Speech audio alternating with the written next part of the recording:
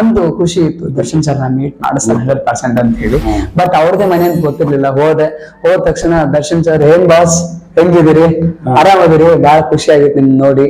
ರಕ್ಷಿತಾ ಹೇಳ್ತಾರೆ, ಆಮೇಲೆ ರಚಿತಾ ಮೇಡಮು ಹೇಳ್ತಾರೆ, ನಿಮ್ದೆಲ್ಲ ನಾನು ಹೇಳ್ತಾ ಇರ್ತಾರೆ, ನಿಮ್ದೆಲ್ಲ ಕೇಳಿದೀನಿ, ನಿಮ್ಮೆಲ್ಲ ಹಾಡುಗಳನ್ನ ಕೇಳಿದೀನಿ, ಏನ್ ಬಾಸ್ ತಮ್ಮ ಹೆಸರು, ಹೇಗಿದ್ದೀರಾ, ಆರಾಮಿದ್ದೀರಾ, ಒಬ್ಬ ಅಭಿಮಾನಿ ಜೊತೆ ಹೆಂಗ್ ಮಾತಾಡಬೇಕು ಅಂತ 101% ಚಾಲೆಂಜಿಂಗ್ ಸ್ಟಾರ್ಟ್ ಈ ಬಾಸ್ ದರ್ಶನ್ ಸರ್. ಇವಾಗ ನಾವು ನೀವು ಹೆಂಗ್ ಕೂತ್ಕೊಂಡಿದ್ದಲ್ಲ ಪಕ್ಕದಲ್ಲೇ ಕೂತ್ಕೊಂಡು ನನ್ನ ಹೆಗಲ ಮೇಲೆ ಕೈ ಹಾಕಿ 1 ಗಂಟೆಗಳ ಕಾಲ ದರ್ಶನ್ ಸರ್ ಮನೆಯಲ್ಲಿ ಮಾತಾಡಿದ್ದೆ. ಆಮೇಲೆ ಅಲ್ಲೇ ಅವರೇ ಕೇಕ್ ತರಿಸ್ಬಿಟ್ಟು ಬರ್ತಡೇ ಮಾಡಿದ್ರು. ಆ ಒಂದು ದಿನನ ನಾನು ಯಾವತ್ತು ಮರೆಯಕ್ಕಾಗಲ್ಲ, ಬಹಳ ಖುಷಿ ಆಗುತ್ತೆ. ದರ್ಶನ್ ಸರ್ ಜೊತೆಗೆ ಒಡನಾಟನ ತುಂಬಾ ಚೆನ್ನಾಗಿದೆ ನಂದು.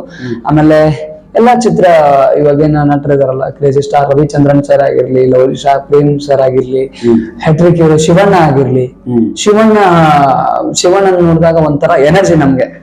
ಅವ್ರು ಎಷ್ಟು ಅವ್ರಿಗೆ 60 ಏಜ್ ಆದ್ರೂ ಇನ್ನೂ 28-30 ಏಜ್ ತರನೇ ಕಾಣ್ತಾರೆ.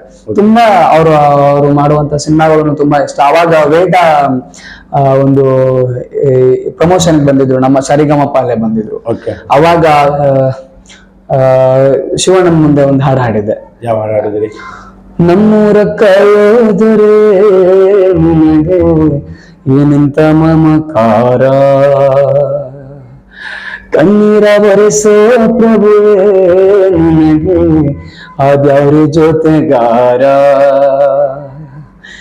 1000 ಜನ ಬಂದಾಗೂ ಸಾಕುವನಾಗ ನೀನಾಗು, ನಿನಗುಂಟು ನಾನಾವೇಶ, ನಿನ್ನ ಮಾತೆ ಗಂಟಾ ಘೋಷ, ಸೂರ್ಯ ಚಂದ್ರ ಹುಟ್ಟೋದಿಲ್ಲ ನೀನು ಕೊಡದೆ ಸಂದೇಶ, ರೇ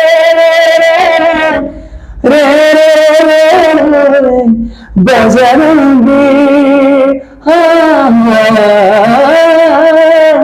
ರೇ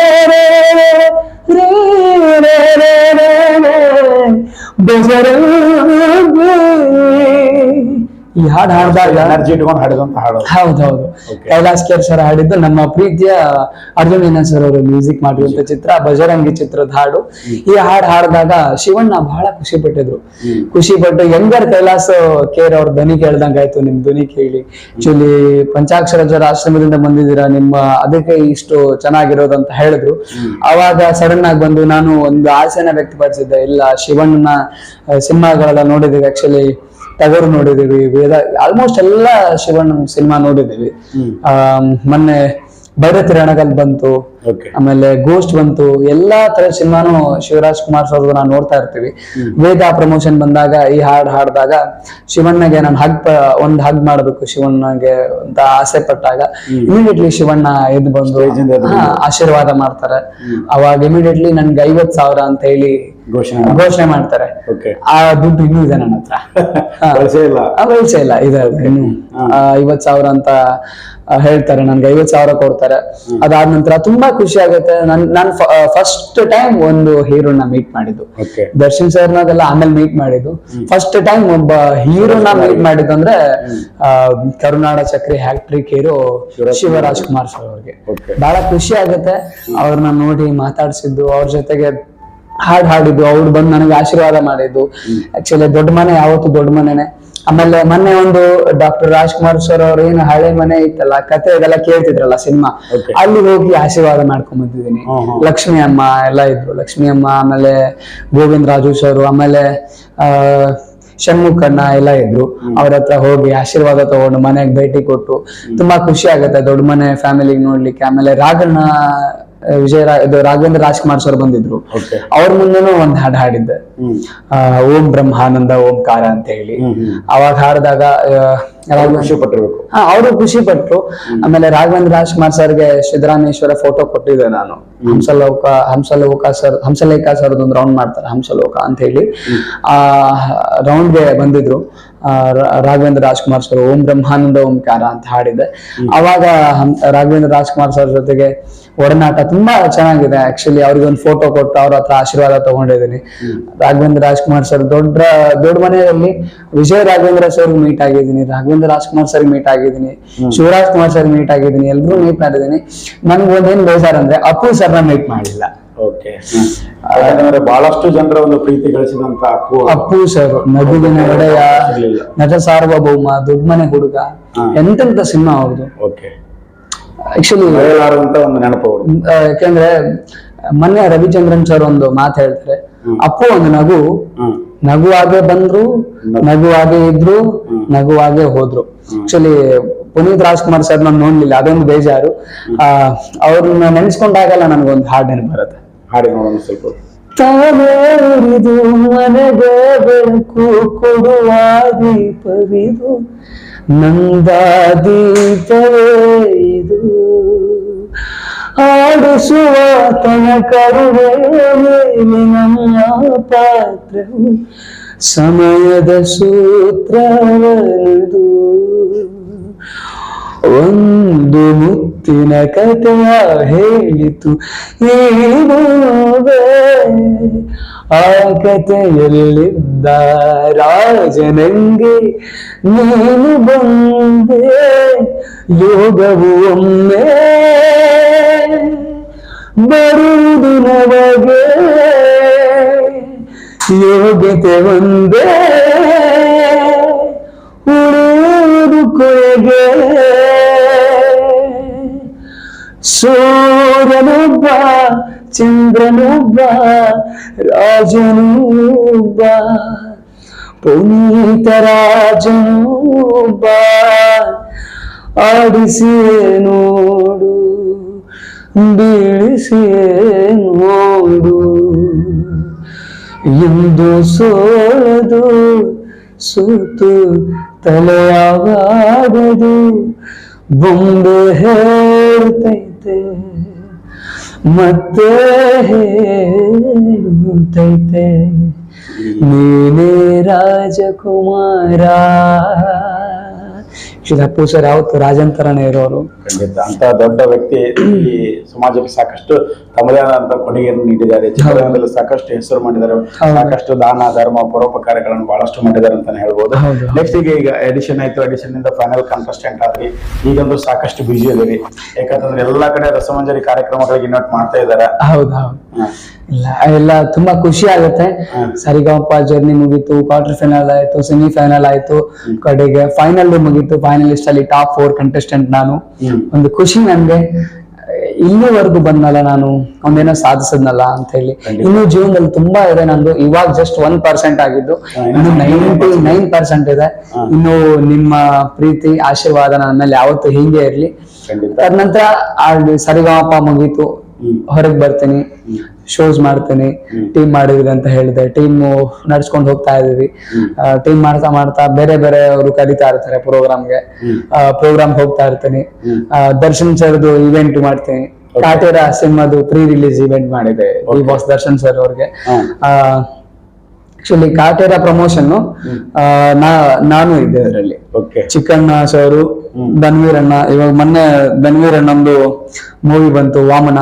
ಎಲ್ಲ ದಯವಿಟ್ಟು ಈ ಒಂದು ಇಂಟರ್ವ್ಯೂ ಕೇಳೋದೇನಂದ್ರೆ, ವಾಮನ ಸಿನಿಮಾ ಎಲ್ಲಾ ಥಿಯೇಟರ್ಗಳಲ್ಲಿ ರಿಲೀಸ್ ಆಗಿದೆ. ಏಪ್ರಿಲ್ 10ನೇ ತಾರೀಕು ಮೊನ್ನೆ ರಿಲೀಸ್ ಆಗಿದೆ.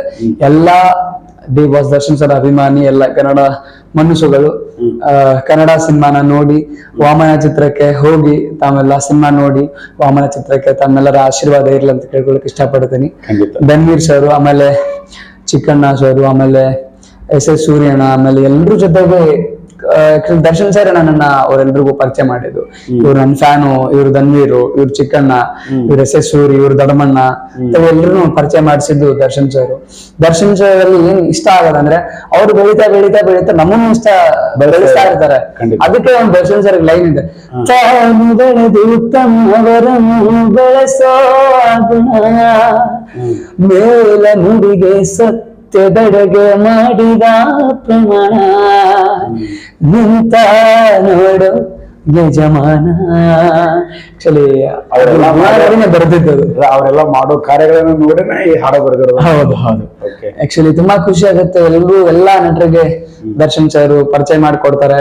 ಕಾಟೇರ ಇವೆಂಟ್ ಅಲ್ಲಿ ಡಿ ಬಾಸ್ ದರ್ಶನ್ ಸರ್ ಅವರಿಗೆ ಒಂದ್ ಹಾಡನ್ನ ಹಾಡ್ತೀನಿ, ದರ್ಶನ್ ಸರ್ ಅವ್ರ ಜೊತೆಗೆ ನೆನ್ಕೋತೀನಿ, ದರ್ಶನ್ ಸರ್ ಜೊತೆಗೆ ಮಾತಾಡ್ತೀನಿ. ಅಲ್ಲಿಂದ ದರ್ಶನ್ ಸರ್ ಮನೆಗೆ ನಾನು ಯಾವಾಗ್ಲೂ ಹೋದ್ರೆ ಆಲ್ವೇಸ್ ವೆಲ್ಕಮ್ ಇರುತ್ತೆ ನನ್ಗೆ. ಇಮಿಡಿಯೇಟ್ಲಿ ರೇವಣ್ಣ ಬಂದ್ರು, ರೇವಣ್ಣ ಬರ್ತಾ ಇದ್ದಾನೆ ಅಂತಂದ್ರೆ ದರ್ಶನ್ ಸರ್ ಖುದ್ದಾಗೆ ಇಲ್ಲ ಬರ್ಲಿ ರೇವಣ್ಣ ಅಂತೇಳಿ ಎಲ್ಲ ಇದು ಮಾಡ್ರು, ರೇವಣ್ಣ ಬರ್ತಾ ಇದ್ದಾನೆ ಅಂತ ಹೇಳಿ ಅವ್ರ ಫ್ಯಾನ್ಸು, ಆಮೇಲೆ ದರ್ಶನ್ ಸರ್ದೆಲ್ಲ ಸೆಕ್ರೆಟರಿಗಳು, PIಗಳು ಎಲ್ಲರೂ ನನ್ನನ್ನು ಅಷ್ಟೇ ಪ್ರೀತಿಯಿಂದ ಬರಮಾಡ್ಕೊಳ್ತಾರೆ. ದರ್ಶನ್ ಸರ್ ಮನೆಗೂ ನನ್ನನ್ನು ಅಷ್ಟೇ ಪ್ರೀತಿಯಿಂದ ಬರಮಾಡ್ಕೊಂಡು, ದರ್ಶನ್ ಸರ್ ನನ್ನ ಮೇಲೆ ಬಹಳ ಪ್ರೀತಿ. ದರ್ಶನ್ ಸರ್ಗೂ ನನ್ನ ಮೇಲೆ ಬಹಳ ಪ್ರೀತಿ, ನನ್ಗೂ ದರ್ಶನ್ ಸರ್ ಮೇಲೆ ಬಹಳ ಪ್ರೀತಿ. ಹಾಗೆ ರಚಿತಾ ರಾಮ್ ಮೇಡಮ್ಗೂ, ಆಮೇಲೆ ರಕ್ಷಿತಾ ಮೇಡಮ್ಗೂ ಇಬ್ಬರಿಗೂ ಥ್ಯಾಂಕ್ಸ್ ಹೇಳಕ್ ಇಷ್ಟಪಡ್ತೀನಿ. ಅವ್ರಿಬ್ಬರು ಇರ್ಲಿಲ್ಲ, ಆಕ್ಚುಲಿ ಜಿ ಕನ್ನಡಕ್ಕೂ ಥ್ಯಾಂಕ್ಸ್ ಹೇಳಕ್ ಇಷ್ಟಪಡ್ತೀನಿ. ಈ ಒಂದು ವಿಷಯದಲ್ಲಿ ಈ 3 ವ್ಯಕ್ತಿ ಇರಲಿಲ್ಲ ಅಂದ್ರೆ ನಾನು ದರ್ಶನ್ ಸರ್ಗೆ, ನಮ್ಮ ದೇವರಿಗೆ ಮೀಟ್ ಮಾಡ್ಲಿಕ್ಕೆ ಆಗ್ತಿರ್ಲಿಲ್ಲ. ಖಂಡಿತ ಒಳ್ಳೆಯದು. ಇವಾಗ ಈ ಸದ್ಯಕ್ಕೆ ಏನ್ ಸಂಗೀತ ಕಲಿತಾ ಇದ್ದೀರಿ? ಇವಾಗ ಹಿಂದೂಸ್ತಾನಿ ಶಾಸ್ತ್ರೀಯ ಸಂಗೀತ ಅಭ್ಯಾಸ ಮಾಡ್ತಾ ಇದ್ದೀನಿ. ಪಂಡಿತ್ ವೆಂಕಟೇಶ್ ಆಲ್ಕೋಡ್ ಗುರುಜಿ ಅವರ ಹತ್ರ, ವೀರೇಶ್ವರ ಪುಣ್ಯಾಶ್ರಮ ಗದಗಲ್ಲಿ ಆಶ್ರಮದಲ್ಲಿ ಅಭ್ಯಾಸ ಮಾಡ್ತಾ ಇದ್ದೀನಿ. ಗುರುಗಳ ಆಶೀರ್ವಾದ ಎಲ್ಲ ತುಂಬಾ ಚೆನ್ನಾಗಿ ನಡೀತಾ ಇದೆ. ಶೋಸ್ಗಳು ಮಾಡ್ತಾ ಇದ್ದೀನಿ, ಸಾಕಷ್ಟು ಕಾರ್ಯಕ್ರಮಗಳು ಸಿಗ್ತಾ ಇದಾವೆ. ಆಮೇಲೆ ನಮ್ದೇ ಆದಂತ ಓನ್ ಆಲ್ಬಮ್ ಸಾಂಗ್ ಮಾಡ್ತಾ ಇದ್ದೀನಿ. ಆಮೇಲೆ ಟೀಮ್ ಜೊತೆಗೆ ಪ್ರೋಗ್ರಾಮ್ ಮಾಡ್ತೀನಿ. ಆಮೇಲೆ ಲೈವ್ ಕಾನ್ಸರ್ಟ್ ಇರುತ್ತೆ. ಸುಮಾರು 4-5 ಮೂವಿ ಹಾಡಿದೆ. ಇನ್ನೇನು ರಿಲೀಸ್ ಆಗ್ತಾ ಇದೆ, ಬೇರೆ ಎಲ್ಲ ರಿಲೀಸ್ ಆಗ್ತಾ ಇದೆ. ಇದುವರೆಗೂ ಮಾಡಿದಂತ ಎಲ್ಲಾ ಕೆಲಸಗಳು ಸಕ್ಸಸ್ ಆಗ್ಲಿ, 100ಕ್ಕೆ 100ರಷ್ಟು ಎಲ್ಲಾ ರೀತಿಯಿಂದ ಒಳ್ಳೇದಾಗ್ಲಿ ಅಂತ ಹೇಳ್ತಾ, ಕೊನೆಯದಾಗಿ ಒಂದು ವಿಷಯ ಏನಪ್ಪಾ ಅಂತಂದ್ರೆ, ಈಗ ಬಹಳಷ್ಟು ಜನ ಏನಿರ್ತಾರಪ್ಪ ಅಂತಂದ್ರೆ ಬರೇ ನೆಪ ಹೇಳ್ತಾ ಇರ್ತಾರೆ. ನನಗೆ ಅದು ಇಲ್ಲ, ನಿನಗೆ ಇದು ಇಲ್ಲ, ನನಗೆ ಆ ಸಮಸ್ಯೆ ಇದೆ, ನಿನ್ ಈ ಸಮಸ್ಯೆ ಇದೆ, ಹಂಗಿದೆ, ನೆಪ ಹೇಳ್ಕೊತಾನೆ ನಾವು ಹಿಂದೆ ಬೀಳ್ತಾ ಇರ್ತೇವೆ. ಅಂತ ಸಂದರ್ಭದಲ್ಲಿ ನಿಮಗೆ ಒಂದು ಈ ಸಮಸ್ಯೆ, ಕಣ್ಣಿನ ಸಮಸ್ಯೆ ಇದ್ರೂ ಕೂಡ ನೀವು ಜೀವನದಲ್ಲಿ ಏನಾದ್ರು ಒಂದು ಸಾಧನೆ ಮಾಡ್ಬೇಕಂತ ಹೇಳಿ ಮುಂದೆ ಬಂದಿದ್ದೀರಿ. ಸೊ ನಿಮ್ಮಂತೆ ಅನೇಕರು ಇದ್ದಾರೆ, ಅವ್ರಿಗೆ ಒಂದು ಏನ್ ಕಿವಿ ಮಾತು ಹೇಳ್ಬೇಕಂತ ಕೊನೆಯದಾಗಿ? ಏನಿಲ್ಲ, ಪುಟ್ಟರಾಜ ಗವಾಯಿಗಳು ಅವ್ರಿಗೂ ಕಾಣಿಸಲ್ಲ. ಎಷ್ಟು ದೊಡ್ಡ ಆಶ್ರಮನ ಮಾಡಿದ್ರು. ನಮ್ಮಂತ ಅಂಧ ಮಕ್ಕಳಿಗೆ ಬದುಕಲಿಕ್ಕೆ ಎಷ್ಟು ವ್ಯವಸ್ಥೆ ಮಾಡಿದ್ರು. ಸಂಗೀತ ಅರಮನೆಯಲ್ಲಿರುವಂತ ಸಂಗೀತನ ಗುರು ಮನೆಗೆ ತಂದು ಕೊಟ್ರು. ಅವರೆಲ್ಲ ನಮ್ಗೆಲ್ಲ ಇಷ್ಟೆಲ್ಲ ಮಾಡಿದ ತಕ್ಷಣ ನಾನು ಸಂಗೀತ ಕಲಿತಾ ಇದ್ದೀನಿ. ಗುರುಗಳ ಆಶೀರ್ವಾದದಿಂದ ಚೆನ್ನಾಗಿ ನಡೀತಾ ಇದೆ. ನಾವು ಸಂಗೀತ ಕಂಪೋಸ್ ಮಾಡ್ತಾ ಇದ್ದೀನಿ. ಸಾಹಿತ್ಯ ಬರೆಯೋದು, ಟ್ಯೂನ್ ಮಾಡೋದು ಎಲ್ಲ ಮಾಡ್ತಾ ಇದ್ದೀನಿ. ಅದೆಲ್ಲ ಗುರುಗಳ ಕೃಪಾ. ಪುಟ್ಟರಾಜ್ ಗುರುಗಳವರು ಕಣ್ಣಿಲ್ಲದೆ ಇದ್ರು, ಜಗತ್ತಿಗೆ ಹೆಂಗ್ ಕಣ್ಣಾದ್ರು. ಯಾವ್ದು ಏನಿಲ್ಲ ಸರ್, ನಮ್ಮ ಮನಸ್ಸಲ್ಲಿ ಒಂದು ಹಠ ಇರ್ಬೇಕು, ನಾನ್ ಮಾಡ್ಬೇಕು, ಛಲ ಇರ್ಬೇಕು. ಆಕ್ಚುಲಿ ನಮ್ಗೆ ಇದೆಲ್ಲ ಮಾಡಿರ್ಲಿಲ್ಲ ಅಂದ್ರೆ ನಾವು ಇಲ್ಲಿವರೆಗೂ ಇರ್ತಿರ್ಲಿಲ್ಲ. ಆಕ್ಚುಲಿ ಗುರುಗಳು ಬಂದಿದ್ದು ಇದೊಂದು ಹೇಳಲೇಬೇಕು ನಾನು, ರಂಗಭೂಮಿ. ಗುರುಗಳೆಲ್ಲ ಫಸ್ಟ್ ನಾಟಕ ಬರ್ದಿದ್ದೆ ಸೊಲ್ಲಾಪುರ ಸಿದ್ದರಾಮೇಶ್ವರರ ನಾಟಕ ಬರ್ದಿದ್ರು. ನಮ್ ಗುರುಗಳು ನಾಟಕ ಬರೆದಿದ್ದು ಪುಟ್ಟರಾಜ್ ಅಜ್ಜವರು ಸೊಲ್ಲಾಪುರ ಸಿದ್ದರಾಮನ ನಾಟಕ ಬರೆದು ಕುಮಾರೇಶ್ವರ ಕೃಪಾ ಪ್ರೋಷಿತ ಪಂಡಿತ ಪಂಚಾಕ್ಷರಿ ಗವಾಯಿಗಳವರ ನಾಟ್ಯ ಸಂಘ ಅಂತ ತಯಾರು ಮಾಡಿದ್ರು. 19ನೇ ಇಸ್ವಿಯಲ್ಲಿ ಏನೋ ಮಾಡಿದ್ರು. ಅವಾಗಿನಿಂದ ಇನ್ನೂ ಸಾಕ್ತಾ ಇದೆ ಅದು. ನಾಟಕ ಕಂಪನಿನೂ ನಡೀತಾ ಇದೆ. ಗುರುಗಳು ಇಷ್ಟೆಲ್ಲ ಮಾಡ್ಲಿಲ್ಲ ಅಂದ್ರೆ ನಾವು ಇಲ್ಲಿವರೆಗೂ ಇರ್ತಿರ್ಲಿಲ್ಲ. ಆಮೇಲೆ ಗುರುಗಳು ನಮ್ಗೆಲ್ಲ ಮಾಡಿದ್ದಾರೆ. ಏನು ಒಂದ್ ಹಠ ಇರ್ಬೇಕು, ಒಂದು ಛಲ ಇರ್ಬೇಕು. 100% ನಾನ್ ಮಾಡ್ತೀನಿ. ಯಾಕಂದ್ರೆ ಹೆಂಗಾಗತ್ತಂದ್ರೆ ಅವ್ರು ಹಿಂಗಂದ್ರು ಎಲ್ಲ ತಲೆ ಕೆಡ್ಸ್ಕೋಬಾರ್ದು. ಯಾರ ಟೈಮ್ ಹೆಂಗಿರುತ್ತೆ ಅಂತ ಗೊತ್ತಿಲ್ಲ. ಜನ ಇವತ್ತು ಒಬ್ಬ ಬೈಕ್ ಮೇಲೆ ತಿರುಗಾಡೋದು ಮುಂದೆ BMW ಕಾರ್ ತಿರುಗಾಡಬಹುದು. ಖಂಡಿತ ಗೊತ್ತಾಗಲ್ಲ. ಅದೇ ಟೈಮ್ ಎಲ್ಲರೂ ಒಂದೇ ರೀತಿ ಇರಲ್ವಲ್ಲ. ಟೈಮ್ ಕಾಲ ಪ್ರಯತ್ನ ಮಾಡ್ಬೇಕು, ಅಷ್ಟೇ. ಪ್ರಯತ್ನ ಮಾಡಿದ್ರೆ ಯಾವುದೇ ಒಂದು ಕೆಲಸ ಆಗ್ಲಿ, ಖಂಡಿತ ಯಾವುದೇ ಒಂದು ಕೆಲಸದಲ್ಲಿ ಸತತ ಪ್ರಯತ್ನ ಮಾಡಿದ್ರೆ ನಾವು ಜೀವನದಲ್ಲಿ ಮುಂದೆ ಬರ್ತೇವೆ ಅನ್ನೋದು 100ಕ್ಕೆ 100 ಸತ್ಯ. ಖಂಡಿತ 100%. ಯಾಕಂದ್ರೆ ಅದು ದೇವರು ನಮ್ಗೊಂದು ಹಿಂದೆ ಬೆನ್ನೆಲುಬಾಗಿ ನಿಂತಿರ್ತಾನೆ. ಸೊ ನಮ್ದು ಪ್ರಯತ್ನ ಅನ್ನೋದಿರ್ಬೇಕು. ಆಕ್ಚುಲಿ ದೇವರೇ ಮಾಡ್ತಾನಂದ್ರೆ ಆಗಲ್ಲ, ನಾವು ಪ್ರಯತ್ನ ಮಾಡ್ಬೇಕಾಗುತ್ತೆ. ದೇವರ ಆಶೀರ್ವಾದನೂ ನಮ್ಮಲ್ಲಿ ಇರ್ತದೆ. ಸದಾ ಪ್ರಯತ್ನ ಮಾಡ್ತಾ ಏನು ನಮ್ಮನ್ನ ತಂದೆ ತಾಯಿ, ಇದೊಂದು ಮಾತು ಹೇಳಲಿಕ್ಕೆ ಇಷ್ಟಪಡ್ತೀನಿ. ನಮ್ಮನ್ನ ಏನು ತಂದೆ ತಾಯಿ ಚೆನ್ನಾಗಿ ನಾವು ಸಣ್ಣವರಿಂದ ಹಿಡಿದು ಇಲ್ಲಿವರೆಗೂ ನಮ್ಮನ್ನ ಬೆಳೆಸಿದ್ದಾರೆ, ನಮ್ಮನ್ನ ದೊಡ್ಡವರನ್ನ ಮಾಡಿದ್ದಾರೆ, ಕೈದು ತಿನ್ಸಿ ನಮ್ಮನ್ನೆಲ್ಲ ಇಷ್ಟೊಂದು ಒಂದು ದೊಡ್ಡ ಹಂತವರೆಗೂ ಮಾಡಿದ್ದಾರೆ. ನಾವೆಲ್ಲ ಬೆಳೆದ ಮೇಲೆ ಎಲ್ಲ ನೋಡ್ತಾ ಇರೋ ವೀಕ್ಷಕರಿಗೂ, ನನ್ನಲ್ಲಿ ಸಮಥಿಂಗ್ ನನ್ನ ಫ್ಯಾನ್ಸ್ ನೋಡ್ತಾ ಇರೋರಿಗೂ, ಎಲ್ಲ ಜನತೆಗೂ ಆಕ್ಚುಲಿ ಇದೆಲ್ಲ ಎಲ್ಲರೂ ಹೇಳಿರ್ತಾರೆ. ಸೊ ಹೀಗಾಗಿ ನಮ್ಮನ್ನ ಹೇಗೆ ತಾಯಿ ತಂದೆ ನೋಡ್ಕೊಂಡಿದ್ರು, ನಾವು ಅವ್ರನ್ನ ಹಂಗೆ ನೋಡ್ಕೊಂಡು ಜೀವನದಲ್ಲಿ ತಾಯಿ ತಂದೆನ ಖುಷಿ ಪಡಿಸಿದ್ರೆ, ಫ್ಯಾಮಿಲಿನ ಖುಷಿ ಪಡಿಸೋದ್ರಲ್ಲಿ ಇರುವಂತ ಒಂದು ತೃಪ್ತಿ, ಗೌರವ ಎಲ್ಲ ಇರ್ತವೆ. ಸೊ ನಾವು ಸಾಧಿಸಿದ್ದು ಸ್ವಾರ್ಥಕ್ಕಾಗುತ್ತೆ. ನಾವು ಸಾಧಿಸಿ ನಮ್ಮ ಫ್ಯಾಮಿಲಿನ ಚೆನ್ನಾಗಿ ನೋಡ್ಕೊಳ್ತೀವಿ ಅಂತಂದಾಗ ಒಂದು ತುಂಬಾ ಖುಷಿ ಆಗುತ್ತೆ ಅವಾಗ. ಸೊ ಹೀಗಾಗಿ ಯಾರು ಅದು ಇಲ್ಲ ಇದು ಇಲ್ಲ ಅಂತ ಯಾರು ಕೂಗ್ಬೇಡಿ. ನೀವ್ ಏನಾದ್ರೂ ಮನ್ಸು ಮಾಡಿದ್ರೆ ಪ್ರಯತ್ನ ಪಟ್ರೆ 100% ಗೆಲುವನ್ನ ಪಡ್ಕೊಳ್ಬಹುದು ಇವತ್ತು ಖಂಡಿತ. ರೇವಣ್ ಸಿದ್ಧ ಪುಂಡ್ಲಿಕ್ ಕುಲಾರಿ ಅವರು ಎಷ್ಟೊತ್ತು ನಮ್ಮ ಜೊತೆಗೆ ನಿಮ್ಮ ಬದುಕಿನ ವಿಚಾರಗಳನ್ನ, ಬಾಲ್ಯದ ವಿಚಾರಗಳನ್ನ, ಸಂಗೀತದ ವಿಚಾರಗಳನ್ನ ಸಾಕಷ್ಟು ರೀತಿಯಲ್ಲಿ ನಮ್ಮ ಜೊತೆ ಹಂಚಿಕೊಂಡ್ರಿ. ನಿಮ್ಮ ಬದುಕಿನ ಯಶಸ್ಸು ಹೀಗೆ ಮುಂದುವರಲಿ, ಇನ್ನೂ ಎತ್ತರಕ್ಕೆ ಬೆಳೆಯಲಿ. ನಾಡಿನಾದ್ಯಂತ, ದೇಶಾದ್ಯಂತ, ಜಗತ್ತಿನಾದ್ಯಂತ ನಿಮ್ಮ ಕಾರ್ಯಕ್ರಮಗಳು ಕೊಡುವಂತ ಒಂದು ಅವಕಾಶ ಕೂಡಿ ಬರಲಿ ಅಂತ ಹೇಳ್ತಾ ಇಷ್ಟೊಂದು ನಮ್ಮ ಜೊತೆ ಮಾತಾಡೋಕ್ಕೆ ಧನ್ಯವಾದಗಳು. ನಮಸ್ಕಾರ. Thank you so much. ನೀವೇನು ತಮ್ಮ ಯೂಟ್ಯೂಬ್ ಚಾನಲ್ ಮಾಡ್ತಾ ಇದ್ದೀರಾ, ನಿಮ್ಮ ಯೂಟ್ಯೂಬ್ ಚಾನಲ್ ಇನ್ನೂ ಸಬ್ಸ್ಕ್ರೈಬ್ ಹೆಚ್ಚಿಗಾಗ್ಲಿ, ಲೈಕ್ ಹೋಗ್ಲಿ, ಶೇರ್ ಆಗ್ಲಿ. ಇವಾಗ ನಾವೇನ್ ಬೆಳೆದಿದೀವಿ, ನಮಗೂ ಇನ್ನೂ ಬೆಳೀತಾ ಇದೀವಿ. ಬಟ್ ನೀವು ಆಲ್ರೆಡಿ ಎಲ್ಲ ಬೆಳೆದು ಆಕಾಶವಾಣಿಲೆಲ್ಲ ಇಂಟರ್ವ್ಯೂ ತಗೊಂಡಿದ್ರು, ದೊಡ್ಡ ದೊಡ್ಡ ವ್ಯಕ್ತಿಗಳೆಲ್ಲ ಇಂಟರ್ವ್ಯೂ ತಗೊಂಡಿದ್ದೀರಾ. ನಿಮ್ಮ ಹೆಸರು ಇನ್ನೂ ಎತ್ತರಕ್ಕೆ ಹೋಗ್ಲಿ. ಗುರುಗಳ ಆಶೀರ್ವಾದ ನಮ್ಮ ಫ್ಯಾಮಿಲಿಗೆ, ನಿಮ್ಮ ಫ್ಯಾಮಿಲಿಗೆ, ಜಗತ್ತಿರೋರು ಎಲ್ಲಾ ಜನತೆ ಮೇಲೆ ಯಾವತ್ತು ಹೀಗೆ ಇಲ್ಲ ಅಂತ ಕೇಳ್ಕೊಳಕ್ ಇಷ್ಟಪಡ್ತೀನಿ. ನಮಸ್ಕಾರ. Thank you.